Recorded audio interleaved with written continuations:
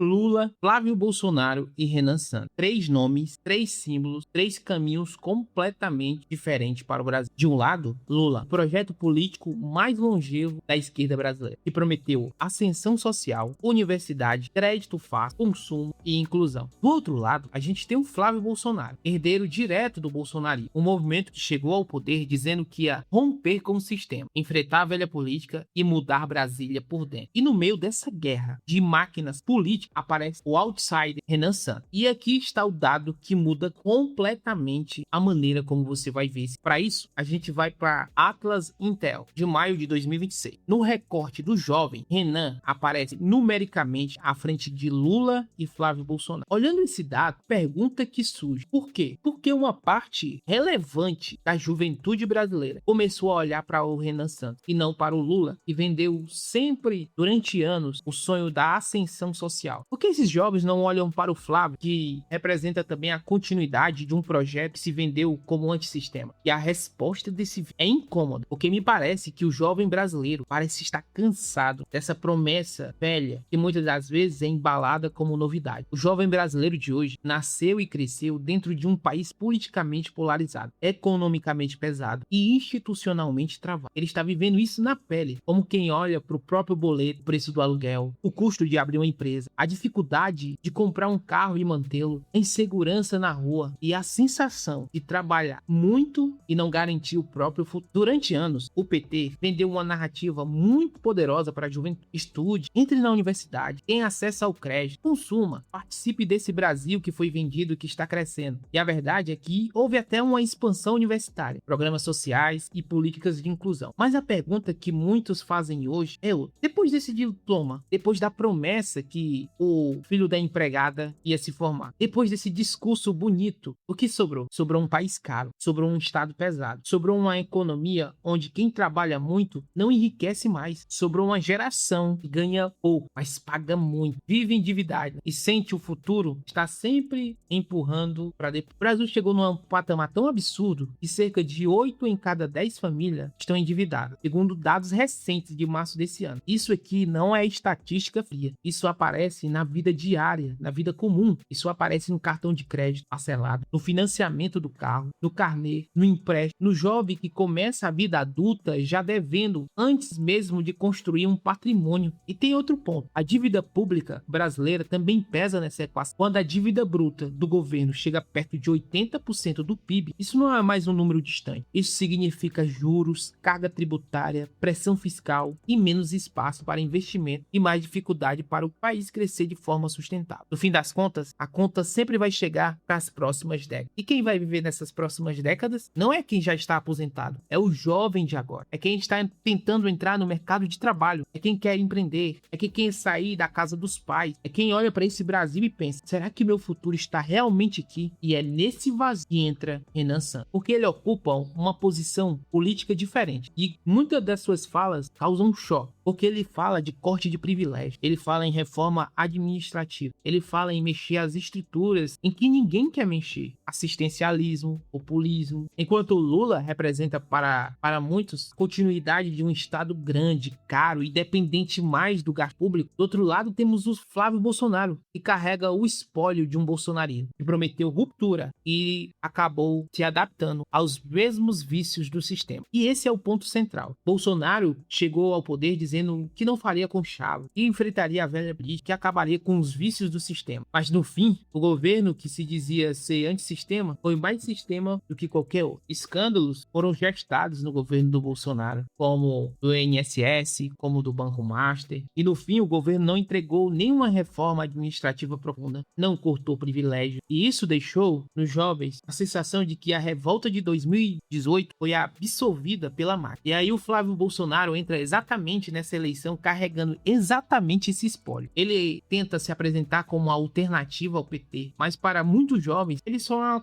uma continuidade dos vícios do Bolsonaro. Basta ver os escândalos recentes. Ele parece continuar com aquele projeto, teve a sua chance, mas não entregou nada. E aqui entra a comparação bizarra. Lula fala com essa parte de um Brasil como se fosse uma forma afetiva. Flávio fala como se fosse uma guerra cultural que mobilizou milhões em 2018. Renan fala exatamente com a frustração dessa geração que não quer apenas escolher esse lado mas que quer saber quem vai desmontar esse mecanismo que faz o Brasil ficar parado. E essa é a chave. Renan não cresce nas redes sociais não apenas por corte de vídeo, meme ou frase de impacto. Ele cresce porque toca em dores concretas, especialmente para mim que sou do Nordeste. Ele fala do custo do Brasil, ele fala dos super salários, ele fala da insegurança, ele fala do manicômio burocrático para empreender no Brasil. Ele apresenta livro, ele apresenta projeto. Ele fala do Brasil que pune quem produz e protege quem não faz nada. Quando ele fala em reforma administrativa, ele não está falando de uma pauta abstrata. Em Kataguiri é um exemplo disso. Apresentou a emenda anti-privilégio, apresentou uma emenda mesmo sendo oposição para impedir que o Brasil quebre em 2027. Renan fala com o público que olha para o próprio salário e percebe que trabalha 5 meses do ano ou até 6 meses do ano apenas para sustentar uma máquina que muitas das vezes entrega o serviço péssimo. Quando ele fala em cortar privilégio, ele fala com quem está cansado de ver a elite pública vivendo acima do teto, enquanto o trabalhador comum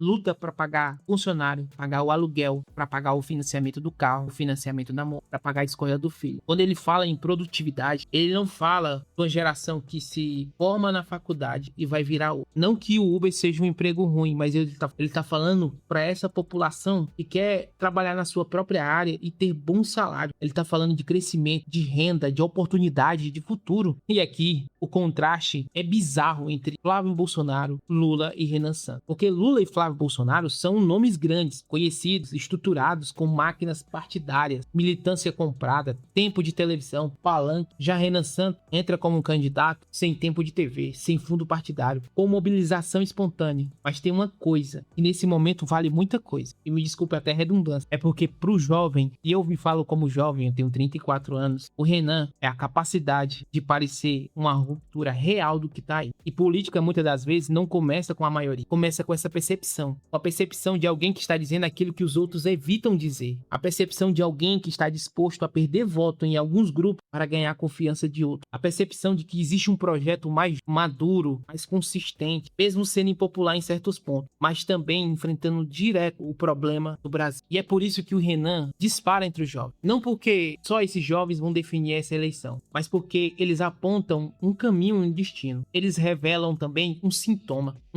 de uma sociedade que está polarizada entre esses dois campos que já governaram o Brasil, já prometeram, já mobilizaram milhões, mas não entregaram nada a esse jovem Brasil. Uma sensação real de futuro. O jovem olha para o Lula e vê um projeto antigo tentando se renovar. Olha para o Flávio e vê uma oposição que muitas das vezes finge de combater o sistema, mas convive com ele na prática, com os mesmos vícios, dos mesmos escândalos. É só olhar quem tá no escândalo do INSS e quem não tá. Quem tá no escândalo do Banco Master e quem não tá. É os mesmos vícios. Quem tem relação com milícia e quem tem relação com facção. Os mesmos estão andando de mãos dadas. Quando o jovem brasileiro olha pro Renan, e goste você ou não, ele fala numa língua que muitos fingem não querer ouvir. A língua da ruptura estrutural. E aqui a gente tem uma geração que não quer escolher entre o lulismo e o bolsonarismo. A gente tem uma geração que quer saber quem vai enfrentar o custo desse estado inchado, da baixa produtividade, da insegurança, dos privilégios e da falta de perspectiva. E talvez seja por isso que o Renan tenha aparecido tão forte entre os jovens. Não porque essa juventude acordou ideologicamente, de repente, mas porque ela tá cansada. Ela tá cansada das mesmas promessas, ela tá cansada dessa briga política, ela tá cansada de ver um país que tem tudo para dar certo dando errado. É quando essa geração olha pro Brasil e pergunta, será que tem futuro ainda viver aqui? E esse é o fenômeno de Renan Santos entre os jovens. Agora eu quero saber de você, o crescimento de Renan entre os jovens é uma onda passageira ou um início de uma ruptura real na política brasileira? Se você gosta desse tipo de análise, comenta, se inscreve no nosso canal. Aqui a gente tem vídeos toda semana. O meu muito obrigado e até o próximo vídeo.